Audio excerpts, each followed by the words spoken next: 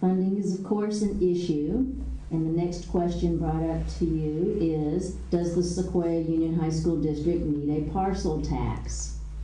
If yes, how large should it be, and how soon should it be put on the ballot?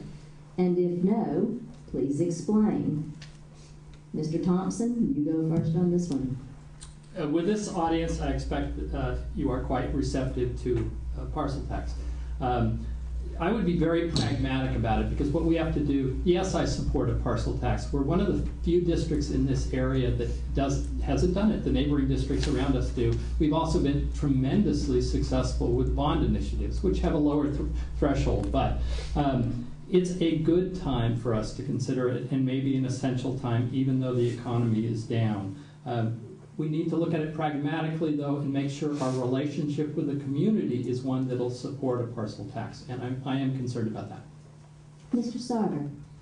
Yes, I've led a parcel tax issue in the Belmont area and helped launch a second one, and the real key when the time is there that the need arises, and we're at that time, is that you are indeed partnering with the entire community to understand their needs, their positions. It's critical to make sure that a parcel tax is launched at the right time when it can succeed, at the right level where it can succeed, for the right purposes where it can succeed. And that involves gathering data from the entire community to be sure it is what the community is ready for. Ms. Injasulian. I don't like this question. I think that when things are done from a spirit of volunteerism, they always happen better. And so the idea of some portion of the people saying we want to pay and being able to force another portion that really isn't interested in doing that, there's just something about that it resonates wrong with me. And to me, it would be a last resort. And we should definitely take our time and be very thoughtful and very, very transparent and inclusive in the process, communicate in such clear terms why we're doing it and what we're going to accomplish with that money. I'm not sure that it's the most efficient way to run things, nor does it spur the kind of innovation that we're hoping for. So, last resort. Ms. Carolli.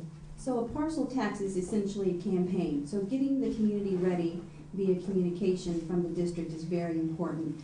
At this time, during our economic challenges, having economic challenges may not be the best time for a parcel tax or a bond campaign, but what we need to do as a community, and something that I have actually been working on, is lowering the parcel tax threshold. I've been working on this with a group of concerned citizens, and I think it's probably very needed, as you can see in the Redwood City School District, where they were not able to pass a much-needed parcel tax. So I would support being ready to go by lowering the threshold. Ms. Green.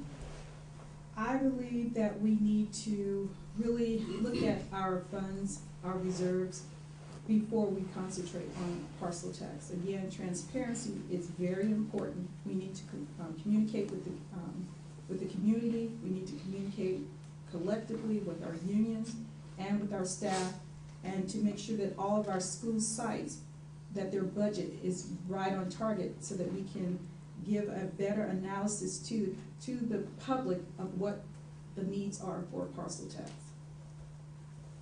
Mr. Ferrando. I would agree wholeheartedly with what Jackie just said.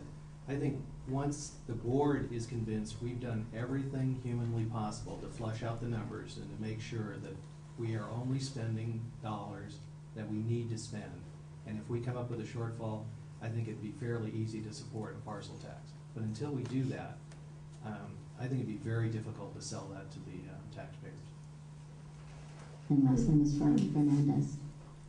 Yes, I would certainly support the exploration of a parcel tax with the community. And communication is not just a one-way street. It needs to be a much more involved dialogue with the community to get feedback and be informed, not just explain to the community what the parcel tax would be for and how it would be used. So yes, it is a last resort. However, the reserves are limited. They need to be spent with great care and reserve. because there is a future. We're not just living for today. Thank you.